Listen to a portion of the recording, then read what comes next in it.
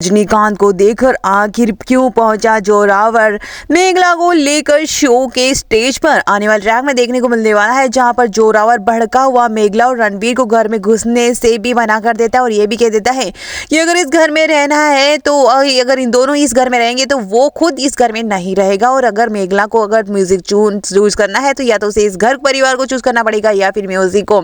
और अगर जबरदस्ती की गई तो खुद जोरावर घर छोड़कर चला जाएगा। लेकिन कहानी में वो मोड़ आता है जहां पर मेघला कुर्बानी देते नजर आएगी, लेकिन यहाँ पर देखने को मिलता है कि जब इसकी खबर गुरुजी के जरिए मिलती है रजनीकांत को, जो कि शो के काफी बड़े जज है और उनका काफी अच्छा रिश्ता भी है मेघला से, देखने को मिलने वाला है कि यहाँ पर वो जज मेघला का इंतजार करते रह जाते हैं और लाइव टेलीकास्ट पर ये कह देते हैं, सालों पहले एक मेरे बचपन के दोस्त ने भी ऐसे ही अपने परिवार की खातिर म्यूजिक की कुर्बानी दी थी। और ये टेलीकास्ट हो जाता है टीवी पर रजनीकांत को देखकर और अपनी बचपन की स्टोरी देखकर, जो कि भाई कॉलेज के दिनों में जोरावर को भी म्यूजिक काफी पसंद था, लेकिन उसके दारजी और उसकी बेबे की वजह से और खानदान के बिजनेस को संभालने की वजह से जोरावर को अब इस म्यूजिक से नफरत हो गई थी, क्योंकि दारजी ने यानी दादाजी ने भी यही शर्त रखी थी जोरावर के सामने। देखने को मिलने वाला है कि वही दर्द कहीं ना कहीं जोरावर के दिल में बैठा हुआ है और इसी वजह से वो म्यूजिक से नफरत करता है,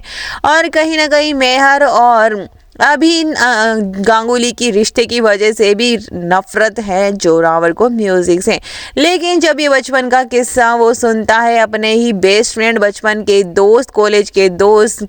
रजनीकांत से कि काफी सालों पहले परिवार की वजह से मेरे दोस्त ने भी ऐसे कुर्बानी दी थी, लेकिन आज मैं ये चाहता हूँ कि मेघला वो कुर्बानी ना दे। उस वक्त मैंने अपने दोस्त को काफ़ी समझाया था कि उसे म्यूज़िक को चूज़ करना चाहिए, लेकिन अपने परिवार की खातिर उसने कुर्बानी दी थी। और ये स्टोरी जब जोरावर सुनता है तो खुद मेघला को लेकर स्टेज पर शो पर पहुंचता है। उड़ जाते हैं अद्रिजा के होश,